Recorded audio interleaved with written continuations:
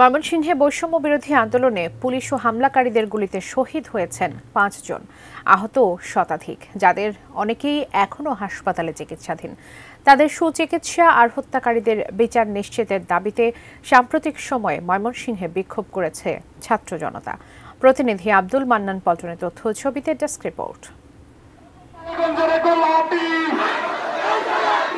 বৈষম্য বিরোধী আন্দোলনে ছাত্র জনতার বিক্ষোভ হয়েছিল ময়মনসিংহ শহরের পাশাপাশি জেলার বিভিন্ন স্থানে। প্রায় প্রতিটি জায়গাতেই মিছিলে পুলিশ যেমন গুলিবর্ষণ করে, তেমনি অস্ত্র হাতে হামলা করেছিল তৎকালীন ক্ষমতাসীন দলের নেতাকর্মীরাও।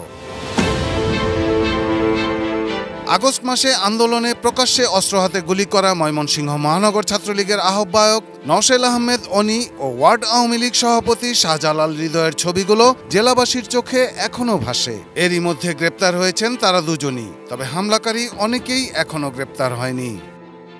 এইগুলি যারা করেছে তারা ছাত্রলীগ, যুবলীগের কর্মী, নেতা।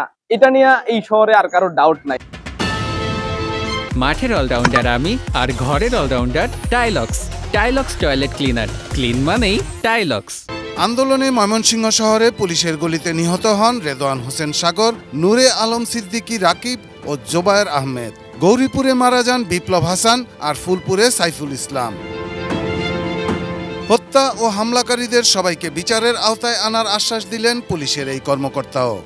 একটি রক্তাক্ত প্ল্যাটফর্মের উপর দাঁড়িয়ে আমরা আমাদের প্রশাসন পরিচালনা করছি, সুতরাং আমরা এই রক্তের ঋণটাকে যেভাবে হোক অবশ্যই আমরা শোধ করব। এদিকে হাসপাতালে ধুঁকছেন আন্দোলনে আহত শতাধিক ছাত্র জনতার অনেকেই। সরকারি হাসপাতালে বিনামূল্যে চিকিৎসা মিললেও যারা বেসরকারি হাসপাতালে আছেন তাদের চিকিৎসার খরচ মেটাতে হিমশিম খেতে হচ্ছে।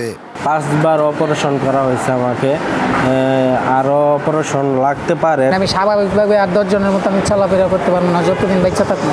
আমরা ওষুধপত্র বিনামূল্যে দিচ্ছি, পরীক্ষা নিরীক্ষা বিনামূল্যে দিচ্ছি। কোনো রোগীর যদি ঢাকা ট্রান্সফার করা লাগে সেটাও আমরা বিনামূল্যে আমরা অ্যাম্বুলেন্স সার্ভিস দিচ্ছি। এদিকে সাম্প্রতিক সময়ে ময়মনসিংহের বিভিন্ন স্থানে আহতদের সুচিকিৎসা ও আন্দোলনে হামলাকারীদের বিচারের দাবিতে বিক্ষোভ করেছে ছাত্র জনতা। তাদের আশা, আন্দোলনের ফসল বর্তমান সরকার তাদের দাবি পূরণ করবেন। নিরীহ ছাত্র এবং জনতাকে যারা গুলি করে হত্যা করেছে, এটি নানান জায়গায় ফুটেজ আছে, টেলিভিশনে আছে, মিডিয়ায় আছে। গ্রেফতার করে দৃষ্টান্তমূলক শাস্তি যেন তাদেরকে দেওয়া হয়।